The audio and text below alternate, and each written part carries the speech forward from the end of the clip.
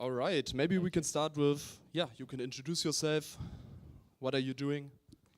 Yes, hello everybody, and thank you, Tiag. I'm Toby. I'm the co-founder of Plan D. We do like software for facility management companies. So, for example, the code, they need people who clean over here, or who water the plants, or do like technical stuff. These are companies that are external, so they have like hundreds of employees who need to be scheduled in whole Berlin, and they do it using our software. And we do everything like from the scheduling part till like the payment of the employees and so on. So kind of this all-in-one solution for cleaning companies, right? Exactly. Like we shifted more and more like over time into doing like this all-in-one. We started with one piece, and now we are doing like all the billing, invoicing, payment. Yes. Yes. Perfect. All right. So maybe you can give us any like numbers or facts where your startup is currently at, like maybe team size and revenue, if you can share that with us. Of course, yes. So we started 4 years ago officially with our first seed round. Actually, we started like 2 years earlier in this code environment. It was more like sitting on the couch and maybe coding a little bit. Now, 4 years later, we have like 2.5 million ARR, so like recurring revenue, and we are around 10 employees, so really small team size, highly profitable, and yes. So how did you come from like this just building, creating things on the couch in the code environment to actually raising your first round of like 300,000 euros? Yes, it was more like a hobby project, like in the beginning. Like the father of one of my co-founders, he had this problem. He talked to us. We needed projects, so here at Code we started to code, and like. Especially for our modules and so on, we could use this project, and we used it for like studying and for starting our own company, and we did this like for 2 years, and we loved to build something. And so your first test client was like from friends or family, or how did you get like your first test users, your first customers? Yes, like the first customer obviously was like the father, but actually till this day, I would say it's not our best and perfect customer. So we tried so many things like to convince him, and in the end, that made us like really better, because like we on that way to convince him, we found a lot of other people who really loved the product, and like after 1.5 years, like this kind of hobby project, we had like our first 3 customers, and yes, with that, we talked to investors kind of, and prepared our first seed round. So how did it happen, like with the instinct? So did you wake up one day and say, okay, I want to raise money from business angels, or what actually happened? That's like I think the environment like forced us.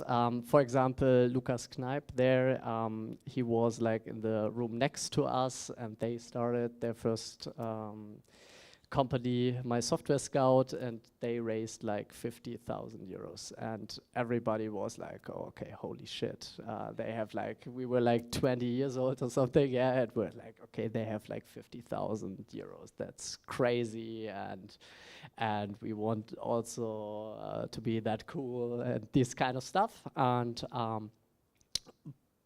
but there was no direct plan to raise it like immediately, but to keep focusing on building stuff. And then we had people here at Code who supported us with that.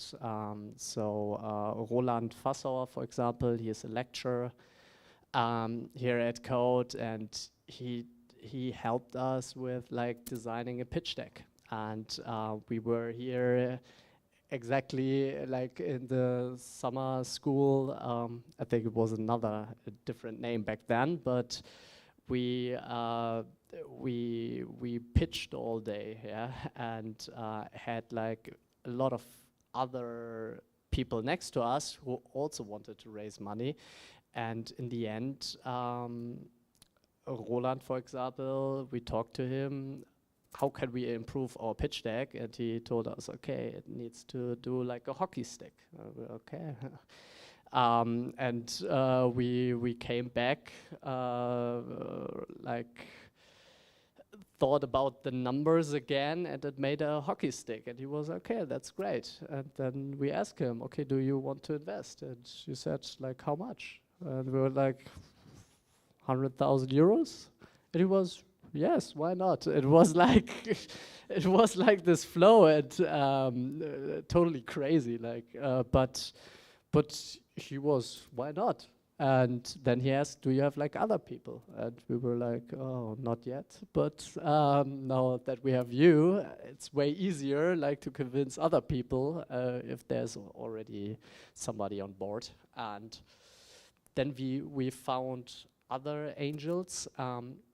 We also talked to VCs, but to be honest, it didn't work out. We were like too early for them. The best time we had were like when we had the money we wanted to raise. It was like 350,000 in the end, and we had like the money and the commitment. And we then talked to VCs, and it was like a totally different game. Like, if you don't need the money and you go there, it's way easier. Like before, they were like, we don't know. And we said, then after that, we said like, yeah, we don't need you, that kind of stuff, but we would like to. They were like, oh yeah, okay, maybe let us in, that kind of stuff. But we never did it. Yeah. So the first round, it was only business angels, right? No VCs? Exactly. Yeah. So how did you end up like, so first you convinced Roland, right? Yes. And how did you get the next investors on board? Like the next investor was like also like via Code. It was because like a good friend of mine, Lennart Schmidt, he founded Langdoc. I don't know if anybody knows. It's like this crazy scaling company at the moment. It's like YC company. It's the biggest German YC company. And he was helping out the Code with like startup stuff. And he talked to Tom Bachem, like the founder of the university, if he wants to invest some money. And Tom Bachem was like, why not? So we had like the second person. It was like, not that much, yeah, but it was the second person, and after that we talked to people who were like interested in our product. So they weren't like strategic investors, but like one of our biggest and last investor, he has like a big company for like payroll management, like not software, but he has like 10,000 employees who do like payroll and accounting, and he saw this software for like this space, and he said, hey, I really like it, and I also believe in you, and he was also like, I want to give back like to the young people. It was like there were like different things why he did it, and yeah, uh, and then we started. Cool. By the way, Thomas Bachem, the founder of Code University, one of the three, he will also come for our builders breakfast on Wednesday. So cool idea to connect with him, maybe pitch your project as well. Why did you not want to continue fundraising? Like, why did you choose to raise more money afterwards? Yes, it was a big discussion, like all the time. To be honest, like we were also like a little bit younger, but it was like if somebody comes to you and says, "Okay, here, like 2.5 million, let's go." It's like, "Whew, okay." But like 2 or 3 years ago, like the mood in the investment scene, like it shifted. Like back then, like we had gorillas and all these companies who got like crazy amounts of money without like a real concept, of earning money, and we already knew kind of that it doesn't make sense to like raise a lot of money without having a plan how to spend this money and how to become profitable, because like a lot of companies die using this path, because once you get in there, you're not getting out of there. So and also it wasn't clear for us how to spend this money. So we were like in a market that was not a market like winner takes it all market. It was like a slow moving market. It was old fashioned market. So there was not this thing, okay, we burn 2 million on ads and we win this thing like in a half a year, but it's more like slow and steady growth. And we had the luck that our initial small investment was enough that we could say, okay, maybe we should get like profitable and start bootstrapping. And we always can decide later if we want to take this investment or not. And that was the plan, and luckily we did it this way, because it took us longer like to get like more customers in the beginning. And with the VC, if you lose traction, it will get very hard for you to get the next rounds and to stay alive. So what were actually like the steps that you said, okay, we have to become profitable? And was it before fundraising or after? It was in between. Like we always talk to people who want to invest, of course, and there were people who wanted to invest, and we talked to them and we told them, okay, that's like that maybe like 50 million, that's what we are worth, like I don't know, yeah. And sometimes they said no, and sometimes they said, okay, let's go. And then we were like, okay, but hold on, we now have like a commitment for like 2-3 million. What are we gonna do with it? And you should really think about what you do with this money, because otherwise it doesn't help you. And you should always think about like an investment. It's like a vehicle to support your plan. And also like we asked the VC, like, hey, what should we do with this money? And they always say the same stuff. Yeah, ads and yeah, like burn it. I don't know. And but we were like pretty sure in our numbers that we had, and like also the understanding of the market, that there was not that leverage. And in the end, you lose a lot of control. You lose the ability to choose further paths, and that can also be like dangerous if like the whole economy shifts. Yeah, and it was that way. Like, yeah. What did you do with the money, and how? Yeah, like how you have invested it smartly, right? Otherwise, you would have needed to raise more, right? Like, what did you do? Yes.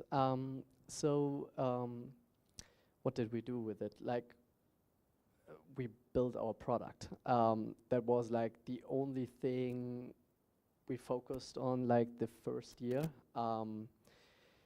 getting product market fit. And on the side, like one of my co-founders, he also sold our product, but it was like the main focus on like building a great product. I think that's like the typical Y Combinator speech.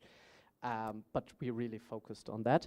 And then we also had like Roland, for example, like the investor, and he said, okay, like 30% you need to spend on ads all the time. Yeah, you need to make money. And we started like running like Facebook ads, building website, but the key focus was on like hiring a few engineers, paying a small salary to ourselves, and yeah, keep going with the product.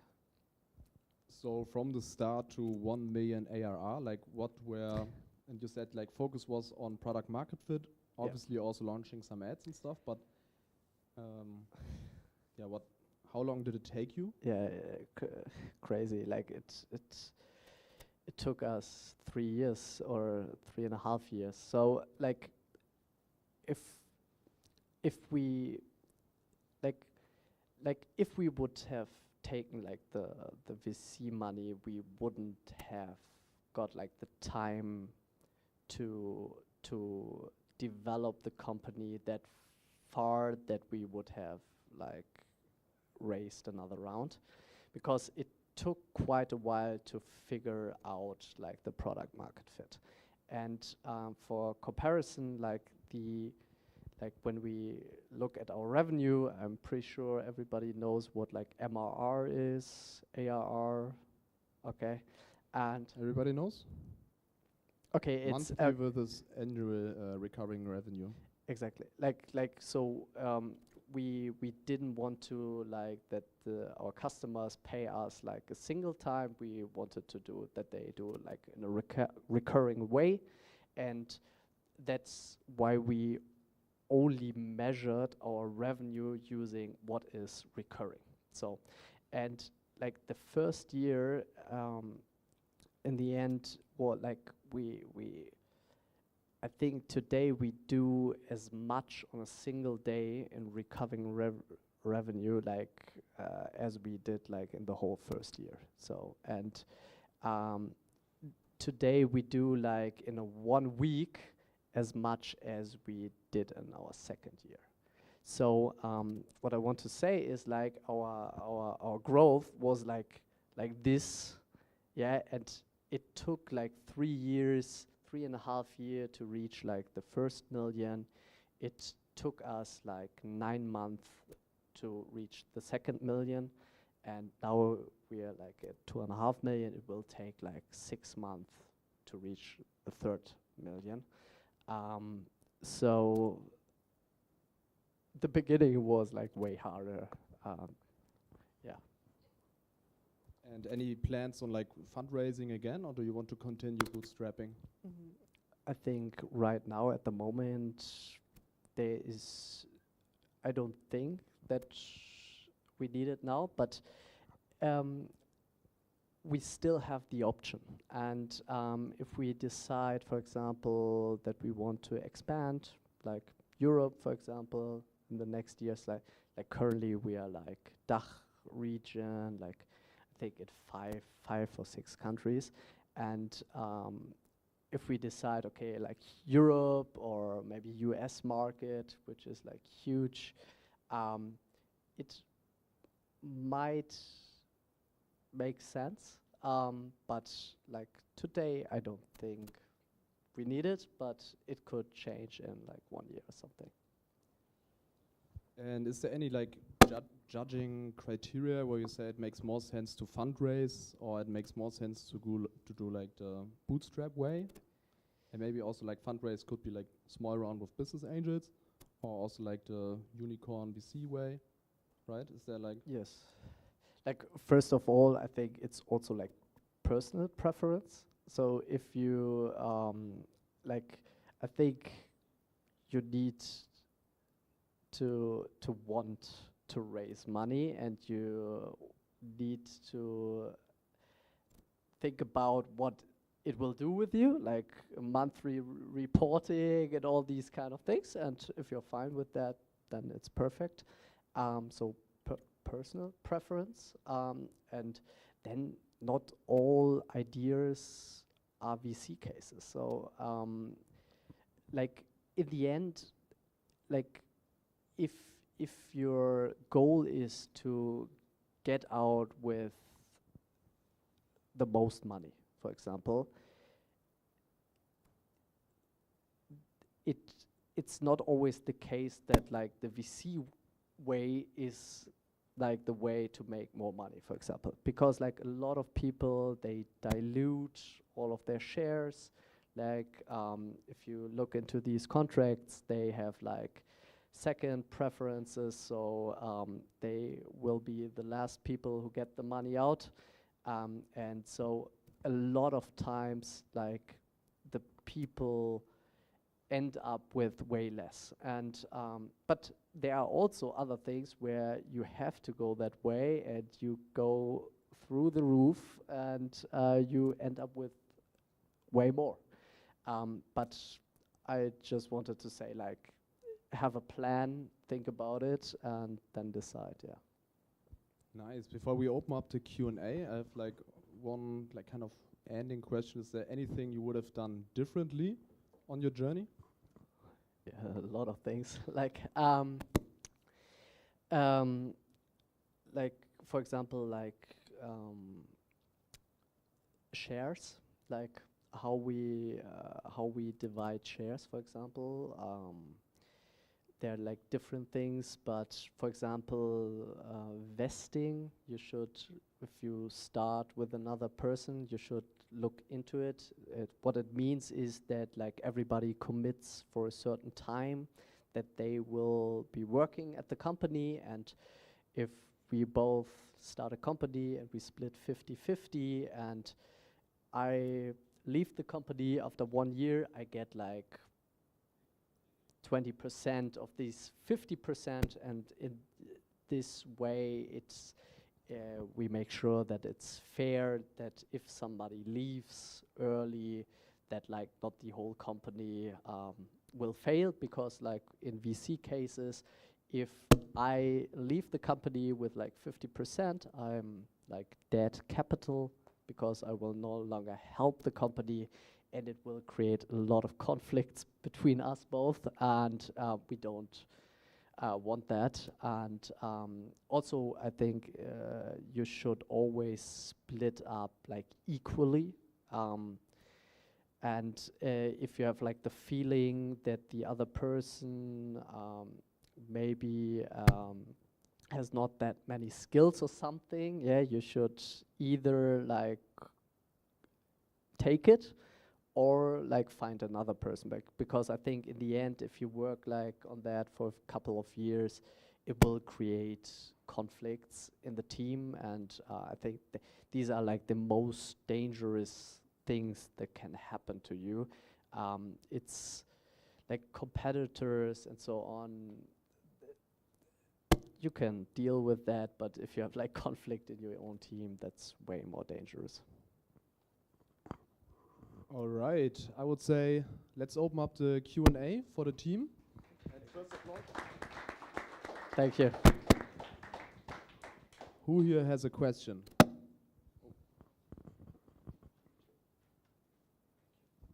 I don't have a question, I'm just reaching the mic. Do you maybe have an example, either on the side of a bad example of someone fundraising with VC money, for example, where they shouldn't have, or on the other side where they didn't fundraise and they maybe should have, like a business case? So I just heard this story this morning, like of a friend who raised in the States, and he diluted a lot of his like stocks, and in the end he got kicked out of the company because like the VC said after 1 year, no, we're gonna do this now, and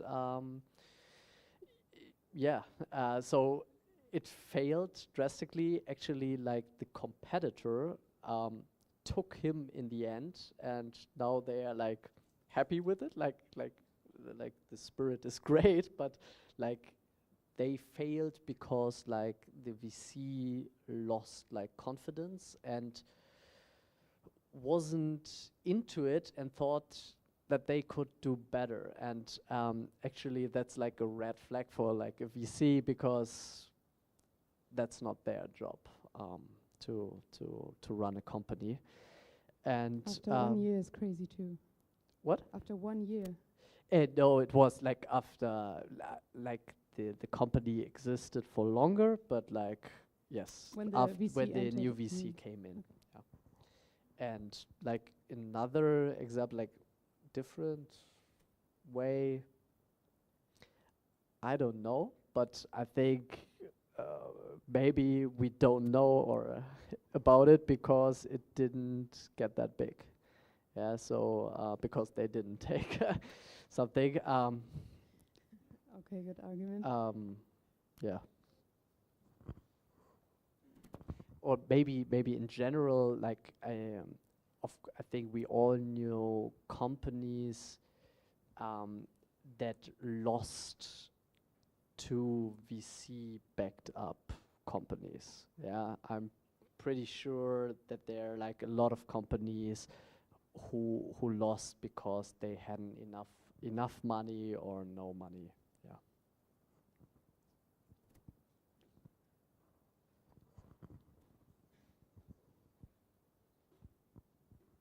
Did you finish your bachelor, or did you drop out? No, actually, I only did my bachelor thesis, and I tried to do it like this year, but it wasn't possible. Which is good for you, I suppose. I still think about it, and but yeah. It gets hard sometimes, but I'm still on it. Yeah. Cool. Thank you. Sorry, hello, Tobias. So I wonder at which stage of you building your product that you get your first investment from a VC? Yes, it wasn't really about like the stage of the product. It was more like the stage of our customers. So it was like, okay, we have like 3 customers now, and we have a few people in the pipeline, and we have like 10 active users or something. Yeah, and it was okay. There is something that people are interested in, and yes, that was. So are you talking about the reason why VC would invest you because of your customer? They see your customer there instead of how good your product. Yes. So I think like what a VC is looking for is like traction. So because if people tell you your idea, you cannot really judge it if it's good or bad. Yeah, it's like it might be both. Yeah, but what you can judge is if somebody shows you that like the growth, like the user numbers explode, then you can say, okay, there is probably something in it, and I think that that's more important because Yeah. I love to build product, and I could have told them like we have like the craziest like architecture, and I still Yeah. believe in it, but they wouldn't have cared. Yeah, thank you. My question could change to, as a product builder, we all know, at least in our heart, we know there is a graph or there is a ladder of how good our product are. Like at the very beginning, we only built 50% and then 80%. So my question could be, at which stage you thought of your product in your heart, then you get your customers, then you got the VC investment. Yeah. So I don't know actually. Like it was Yeah. like from the beginning we always thought our product is cool. Yeah, it was like after 1 week, okay, you can do something with it. And so I think we were always like proud of it, and we showed it to people. And in the beginning there was no interest in it, and we failed with it. And but from time to time, like people get more interested in it, and that was like the things that convinced us to like double down on it. And maybe on the side we have like this golden rule, like the product is never finished in our company, that because it's never finished, and Okay. there is still room for like great stuff you can build on it. And Okay. yeah. Another follow-up question is, where did you find the point to double on? To double down. Yeah, double down. It was more like we worked on it, we told people about it, and there were like I told, like we had like in our studies we had like people next to us who were like raising money, and we also then talked about like raising money and so on. So it was more like go with the flow and the surroundings. It was like, okay, now we have this product, okay, next step is we're gonna raise here. Like it was more like Okay. fluid. Thank you. You're Thank welcome. you so much. Next question. But maybe because we were like younger and we weren't that structured and so on. So yeah, it doesn't mean that you shouldn't have like a plan and say, okay, that's the point where we start raising. Thank you. So I want to ask you, maybe I'm not the only one who thinks that today is way tougher than how it was 5 years ago, from like an economic perspective. So it's tougher to try to convince someone to invest in your idea these days because of this like economic difficulty we're going through. So I wanted to ask if there are any recommendations that you have to adapt to that, and whether there are compromises, and if so, what are these compromises that we have to give up to the VCs? Yes. So like first of all, I think it's not a bad thing that it's getting harder to raise money. And like if we define like harder, it's more that the VCs changed from, okay, we are interested in growth, more to we are interested in revenue. And there's an easy solution, like get some revenue. Like figure out early how to monetize, figure out how to build a great product that people want to buy. And I think these should be like the only things. It should be like we give them more shares, for example, something that would be dangerous. It should be really to invest even more in your product.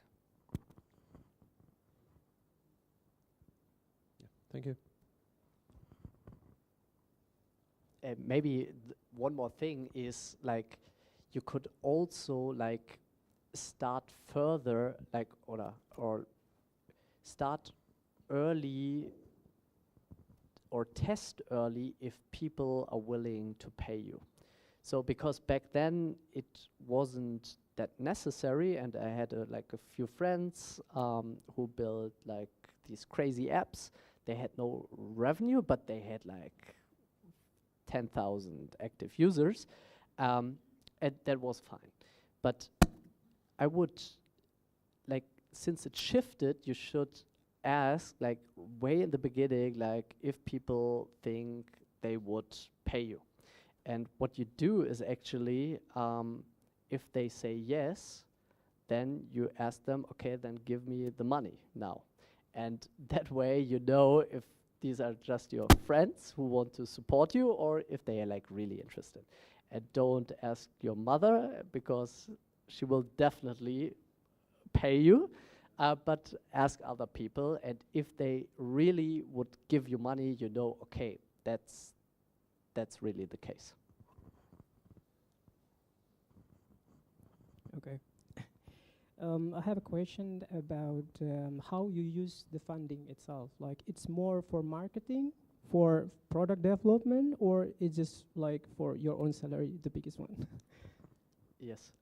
So like what I heard like from our investors, they always told us, okay, at least like 30% needs to go into marketing. But I think, yeah, something that it in the end it would. I think it's something like that, and the rest did go into salaries. We paid ourselves not that much, like, because I think it makes no sense to like spend all the money on yourself. And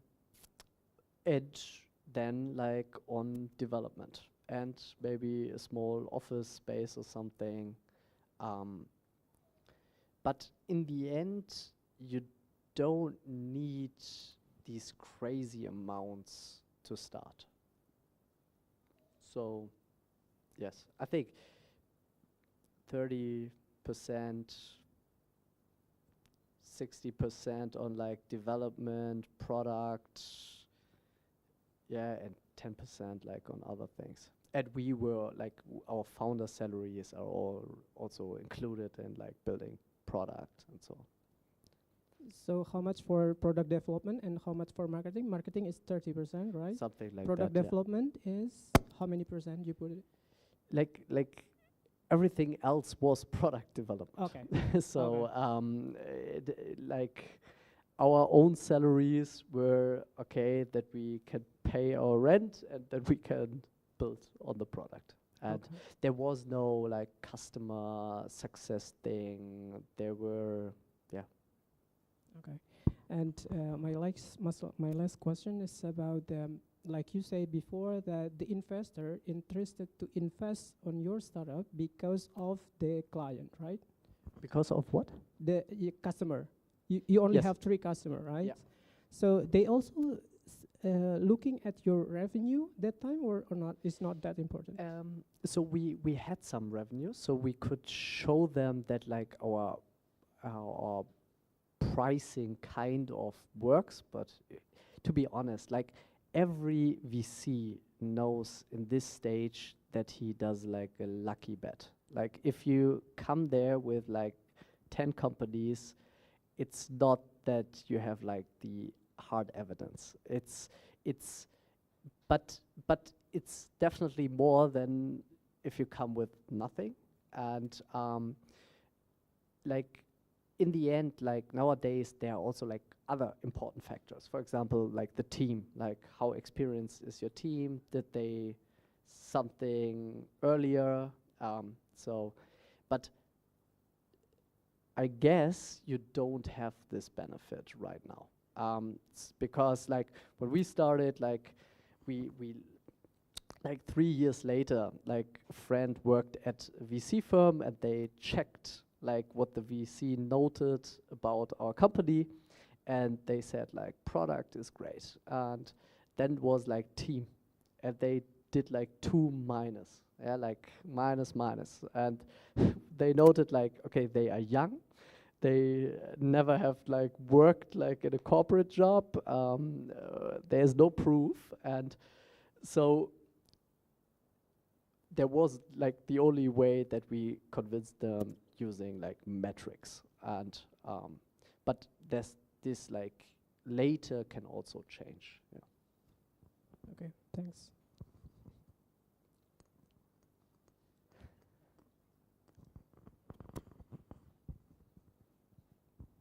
So what were the main skills you needed to build Plan D, and what were the main roles of the first founders? Yes, like myself, I come like from a really technical background, and we built like a really technical product. So I think that was like really important in the beginning.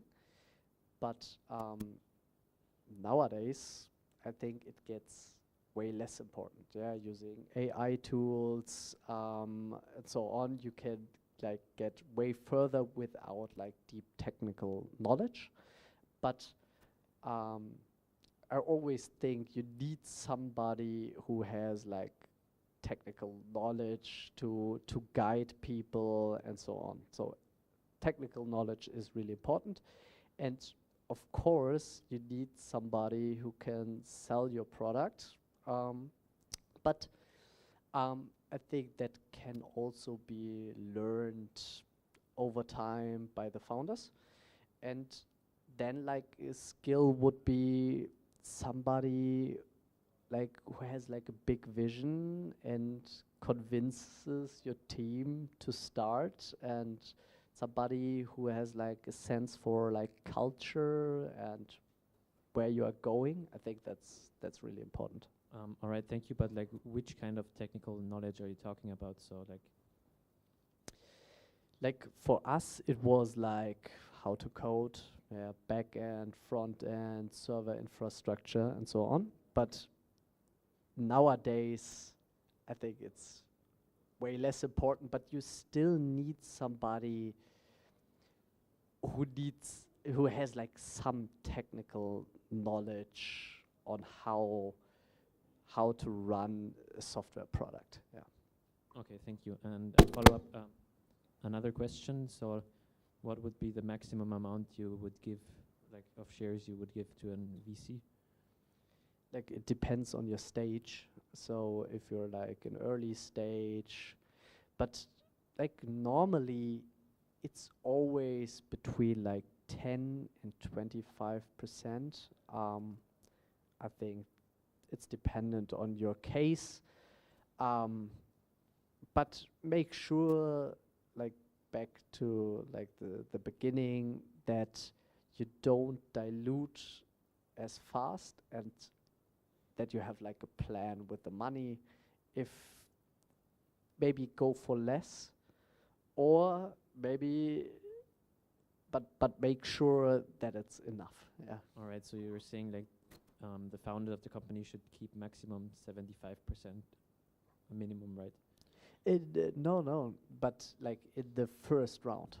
Oh, okay. So like in the second round, you will maybe give again like 25%, and it will dilute from your 75%.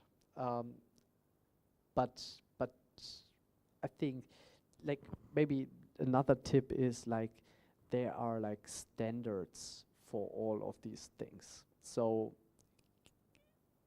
get to these standards. So like Y Combinator has like great podcasts on these topics, and like it's all standardized. Yeah. All right, thank you. You're welcome.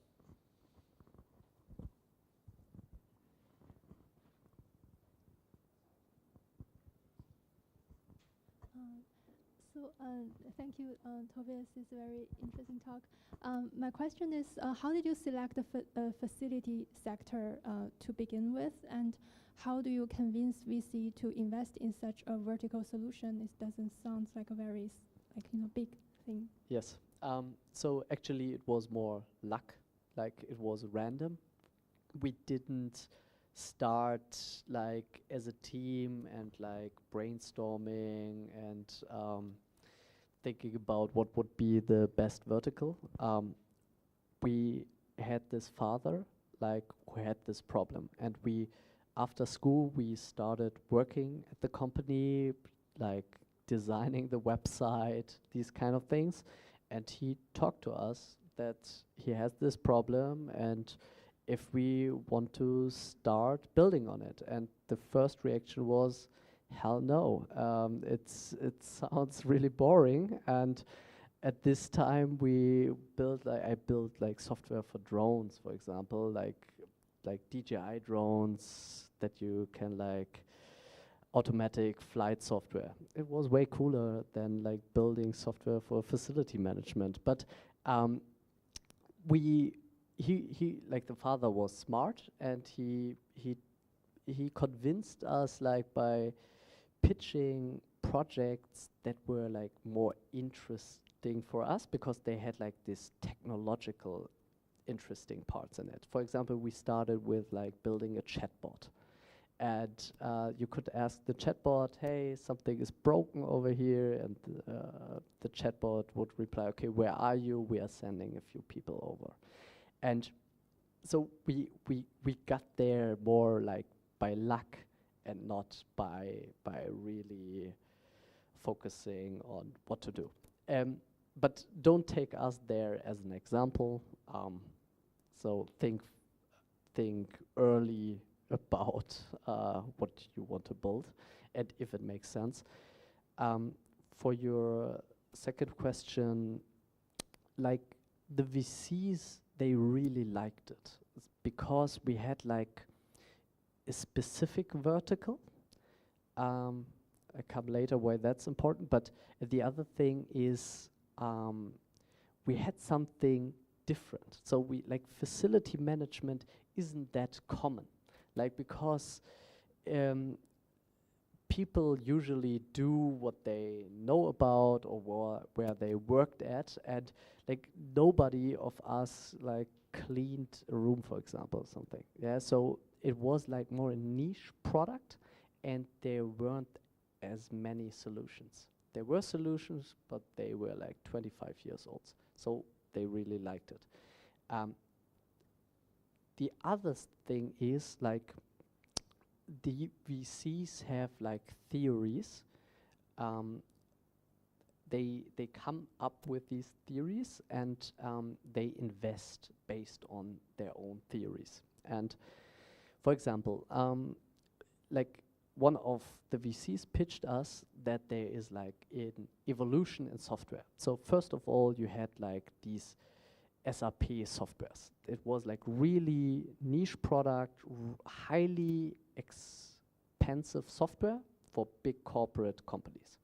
And then came startups, and they killed it by building software that were like very wide in their field. So for example,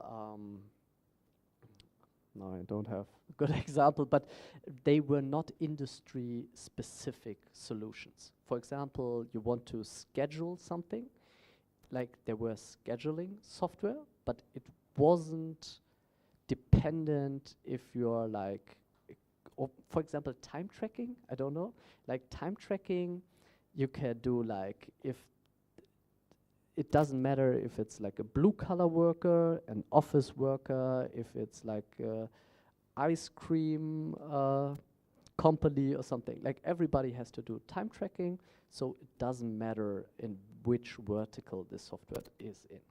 And then the next evolution came, and that's like industry-specific software. Because, for example, for time tracking, like everybody has to do time tracking, but there are like differences if you're like an ice cream company or you're like a cleaning company or an office worker company. Like it has like difference in this, and so what these industry specific solutions did, they killed like the wider solutions. And the VCs were like, okay, we believe in this theory, and now we see like an industry specific solution, and it matched perfectly, and that's where they said, okay, we want to give you money. And yeah, if like a VC has these things, how they think about the world, public, so a lot of them have, check them before and adjust your pitch deck to it, or talk to them like what they believe in. Yeah. Thank you so much.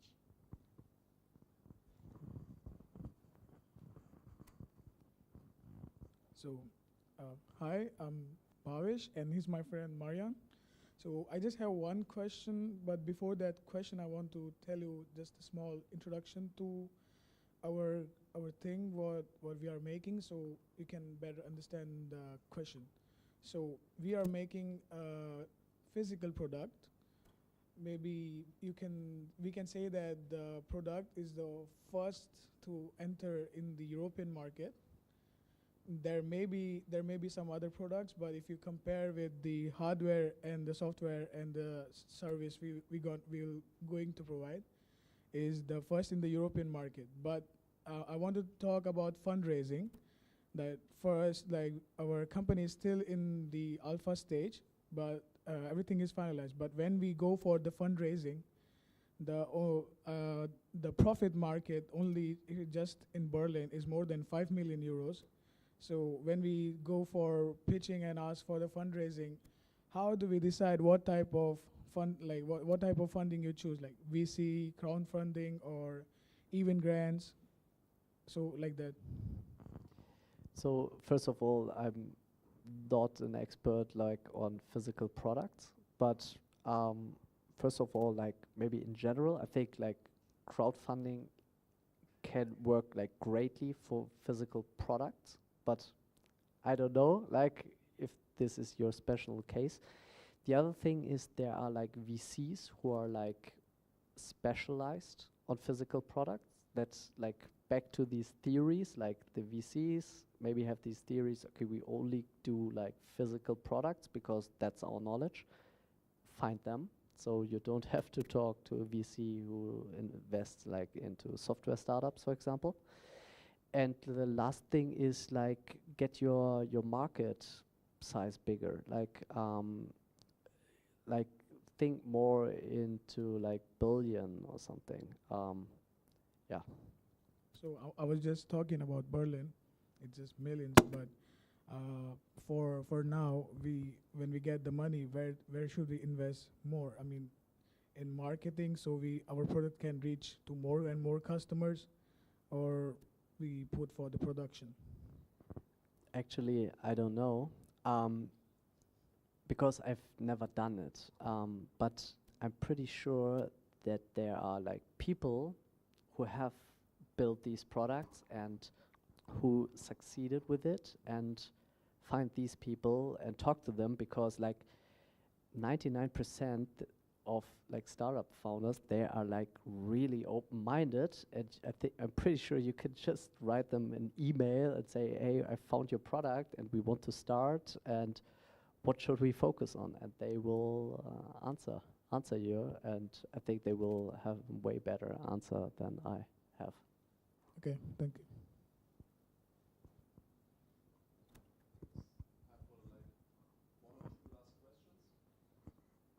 We have time. Okay, I'll be quick. Hello, Tobias. Thank you so much. You were just talking about metrics. Can you talk about churn rate and how you how you reduced churn rate when you found the product market fit? Yes, interesting. It sounds that you're like at a later stage if you talk about churn. Like first of all, maybe in general metrics, we had like this North Star metric. So we didn't focus on churn directly. We focused more on like the growth. Like for us, it was like weekly active users, and it was like we printed it out, we put it on the wall, and like everybody in the company always saw that we are like chasing like the weekly active users. It later changed to like active paying users, but doesn't matter that much. And exactly. So, but for churn, of course, we measured it, but it wasn't about like the churn rate. It was more like why did they churn?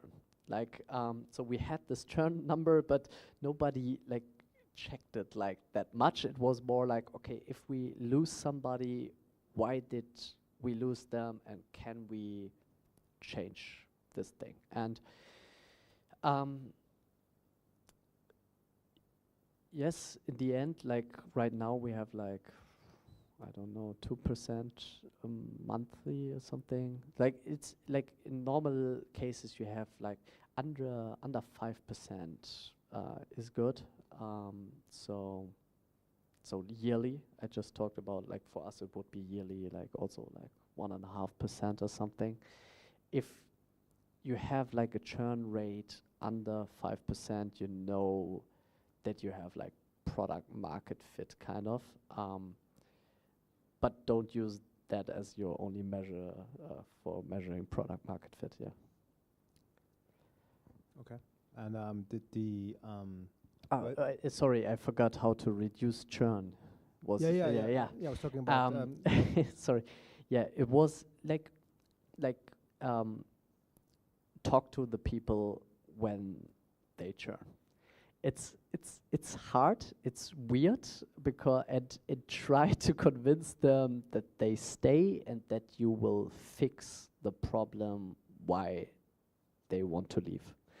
And in using this method, like sometimes there are like crazy things why they leave. So you don't have to do like everything what they tell you.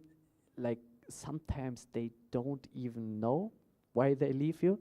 But if you find there are things that are plausible, try to get rid of them and you will reduce churn rate. The other thing is think before churn rate. Like what happens before somebody churns? It's for us, it was like the product usage goes down. Like somebody churns if they have no value. So the number thing to reduce churn is give them more value for the money. Yeah, okay. And the way you do this is like for us was like measuring product. Get something like mix panel, amplitude. So these are like programs you put into your product and you measure like what are your weekly active users. You measure like how many of like what is the retention rate, really important. And these things, and if these numbers are good, your churn rate will also be good. But because churn rate has the problem that you have so little contact. Like if you have like 10 customers and one person churns, it's like, okay, we have like this 1 point, but we have not much data on it to act, and you want to get ahead of this. Yeah. Okay, and you said you started out with a free product, and then you tried to convert customers to paid plan. Was there any churn when you tried to convert customers? Of course, like the father of one of my co-founders, he doesn't pay till this day. So, but we left him on. But like, I don't think that this will matter that much, because if somebody churns only because you introduce pricing, you know that your product sucks. Yeah, because they don't want to pay you for it. The other thing is pricing, and pricing, I love pricing. It's like crazy what you can do it on a later stage. It's only psychological, and it's crazy. You can double your revenue in like 2 months just by changing your pricing.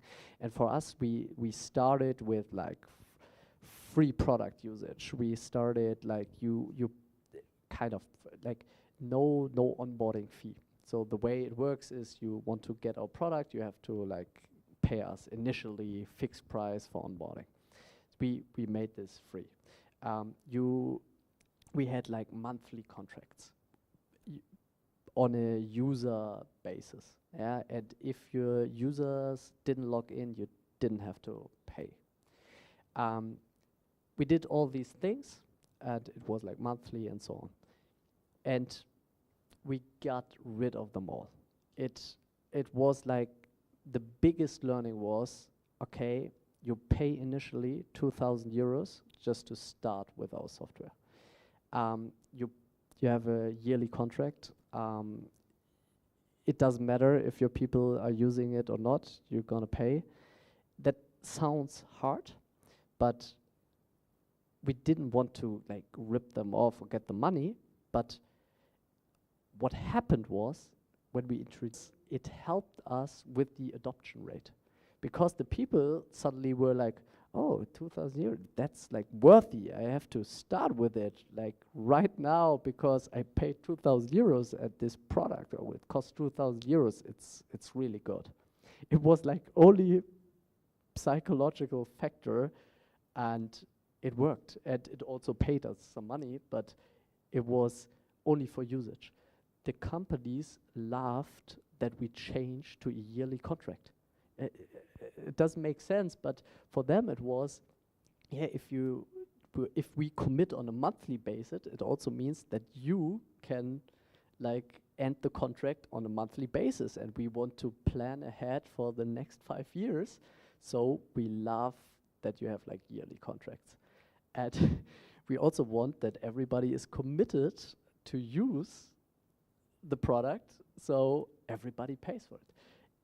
There are some more things we could go into it, but we used like these things to optimize for other metrics. Yeah.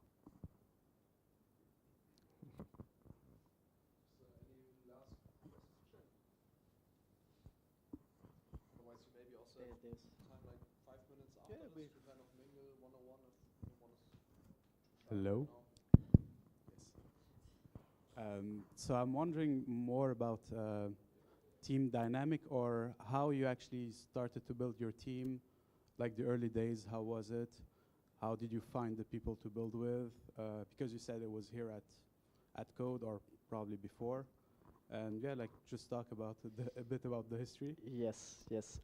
Actually, it was, I think, random. So like, these are like my 2 closest friends I know for like 20 years. And the way it worked is, we were like good friends. I started at Code. We built as a hobby project on it. So we were like all committed kind of, but it was like a hobby project. And 2 years later, when we had our first customer, I drove to Hamburg, where they both lived, and I asked them, okay, we now have this opportunity. Do we want all like to study further, like every one of us was studying, or do we want to freeze our studying and start working on this opportunity? And luckily they said, yes, let's fucking start. And we were all going to Berlin, moving in, and one of them slept at my couch for 2 months. And we had like a small room at Code, and we started building. I think the key metrics here is like we didn't look like for the right skill set.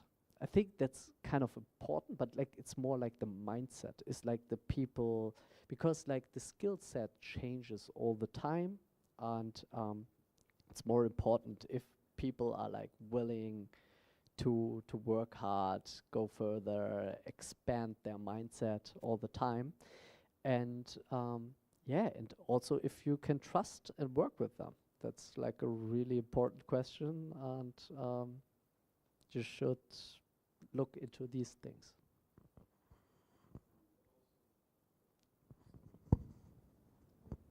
Oh, yeah. And so just to follow up on that, later on, once you start to grow more, hiring people, or so how do you decide when to hire someone, or even adding another founder at some point, giving equity away? Is that like, how do you think about all of that? Yes, hiring is difficult, definitely, and I don't think that you can be 100% right all the time, even if you have like the best strategy. But there are things that can help, and like major things maybe at a later stage is try to work together. Like if you add somebody as a late co-founder or something, you should have worked together before. And if you're hiring people, maybe you work for 1 or 2 days maybe together, get to know each other. And if you're like really hiring for bigger teams, like come up with concepts that you think that are important. For example, at our company, like culture was everything. We were like a really small team. We thought different about certain things. So we really made sure that people who join us think the same way. Yeah, it's how they think about like work culture, how they think yes, about the product, yeah, these kind of things. So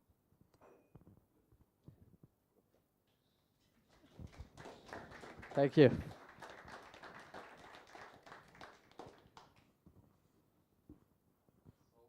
Hello, hello. Yeah, perfect.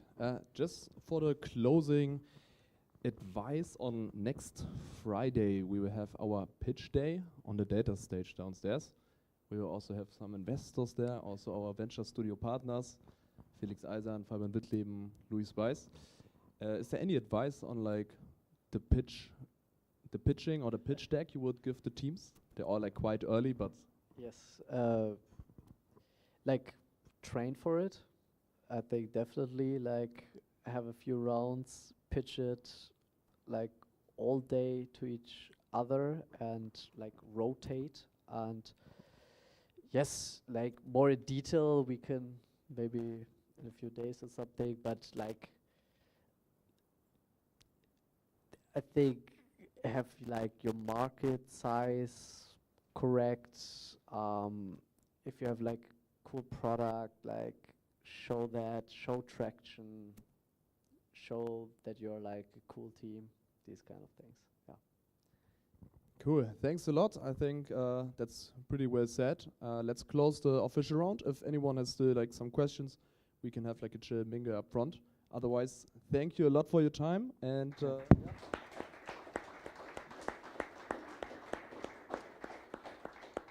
Yes, thank you for having me, and yes, keep on building. It's a really exciting journey.